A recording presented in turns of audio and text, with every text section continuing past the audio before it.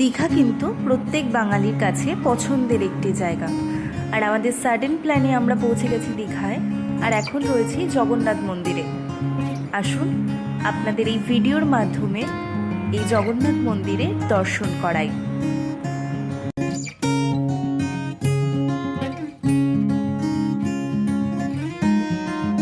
আমরা হোটেলে ঢুকে গেছিলাম, তো তখন খুব টায়ার্ড ছিলাম বলে ওটার ক্লিপটা নেওয়া হয়নি। তো এখন আমরা ফ্রেশ হয়ে খাওয়া দাওয়া করে বেরোচ্ছি জগন্নাথ মন্দিরের উদ্দেশ্যে।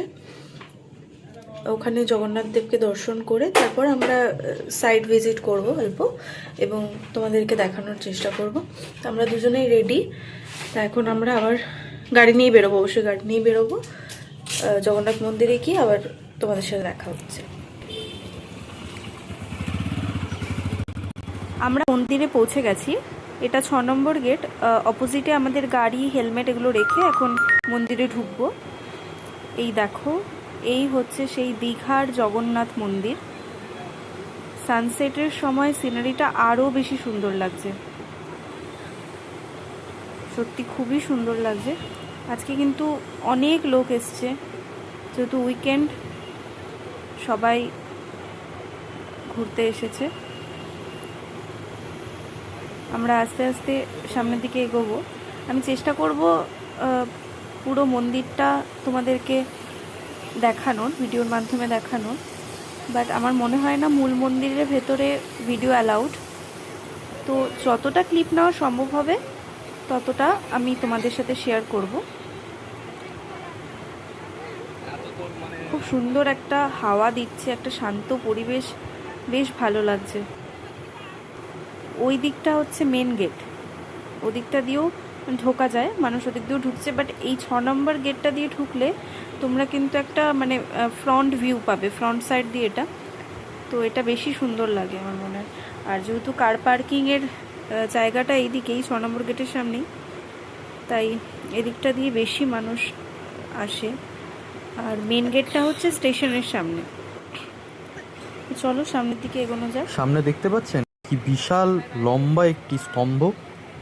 পুরীতে আপনারা দেখেছেন এটির নাম অরুণ স্তম্ভ। সবাই ওখানে প্রণাম করছে, আমরাও গেলাম, গিয়ে একটু প্রণামও করলাম।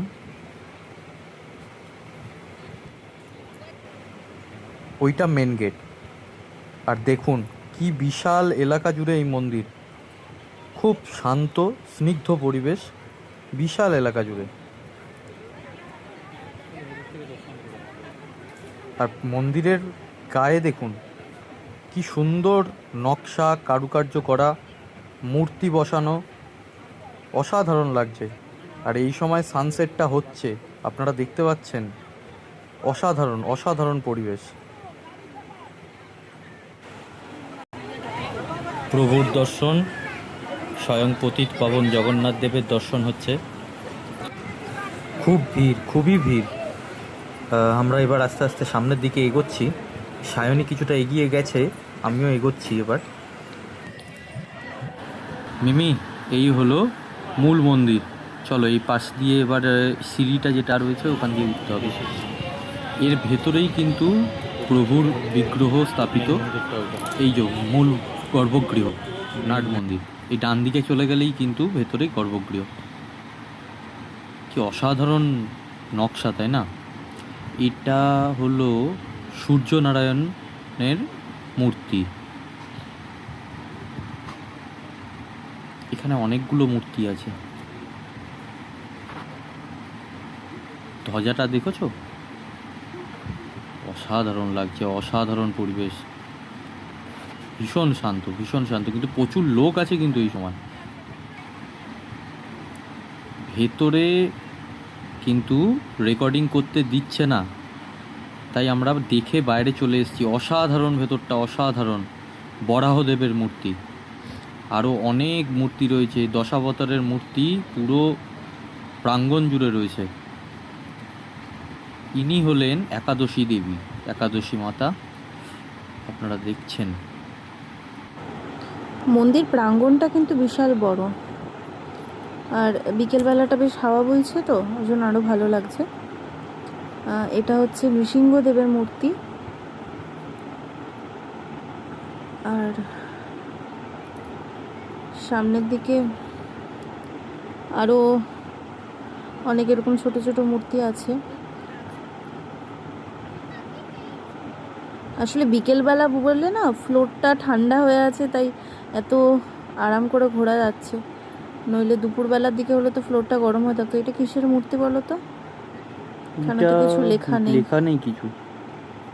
আচ্ছা, বোঝা যাচ্ছে না।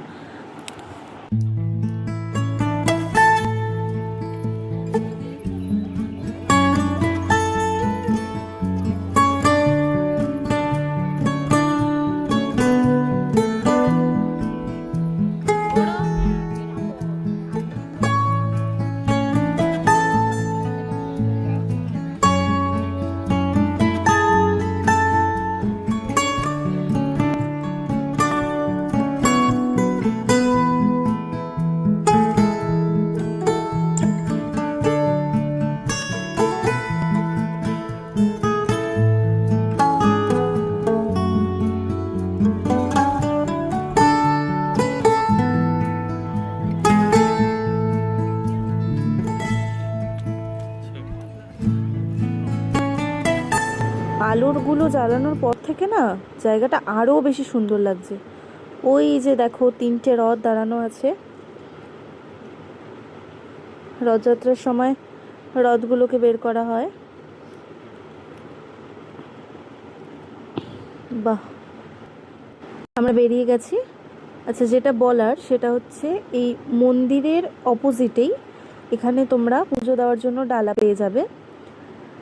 আর এই কাউন্টারটা, এখানে আমরা হেলমেট রেখে গেছি। এখানে তোমরা হেলমেট, তারপর ব্যাগ আর এসেনশিয়াল যা যা জিনিসপত্র ক্যারি করবে সেগুলো এখানে রাখতে পারবে। এখানে পয়সা নেয়।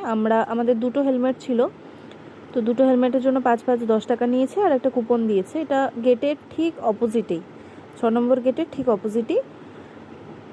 তো এখানে আমরা হেলমেটটা রেখেছিলাম।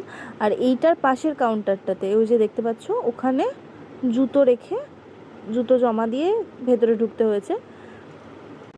চলো, হেলমেট নেওয়া হয়ে গেছে, এখন আমরা আমার গাড়ির দিকে যাই। আর ভালো সুন্দর মন্দিরটা, আলো জ্বালানোর পরে আরও বেশি সুন্দর লাগছে। এখানে না কার পার্কিংয়ের সিস্টেমটা ভালো না, মানে সিস্টেমেটিক না। দেখো গাড়িগুলো কীরকম যে যার ঘাড়ের উপরে তুলে রেখে দিয়েছে, এরকমই।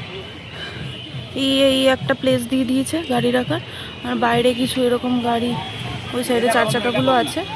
আর টু হুইলারের জন্য এই দেখো কীরকম জানো একটা কোনো মানে গার্ডও নেই, কিছুই নেই। তো পার্কিংয়ের জায়গাটা ভালো না এখানে। গাড়ি নিয়ে আসলে এটা একটা চিন্তার ব্যাপার, কারণ এখানে একটা গার্ডও নেই। গাড়িগুলো কার ইয়েতে পড়ে আছে কে জানে। এখানে একটা পার্কিংয়ের ভালো ব্যবস্থা করতে পারলে ভালো হতো। এত সুন্দর মন্দিরটা, এত সুন্দর, ভেতরটা এত সুন্দর, কার পার্কিংয়ের একটা জায়গা করতে পারলে আমার মনে হয় সবারই সুবিধা হতো। চলো তাহলে এখন আবার যাওয়া যাক। এই দেখো, এটা হচ্ছে জগন্নাথ দেবের মাসির বাড়ি। ওই রথের সময় ওই দিকটা মন্দির, আর এটা হচ্ছে মাসির বাড়ি। রথের সময় ওখান থেকে এখানে নিয়ে আসে। খুব একটা বেশি ডিস্টেন্স না, 500 মিটারের মতো। হ্যাঁ। আর ওই দিকটা চলে যাচ্ছে ওল্ড দীঘা, এদিকটা চলে যাচ্ছে ওল্ড দীঘা। আর এটা মাসির বাড়ির ভেতরে আমরা ঢুকছি। জগন্নাথ দেবের মাসির বাড়ির দুয়ার।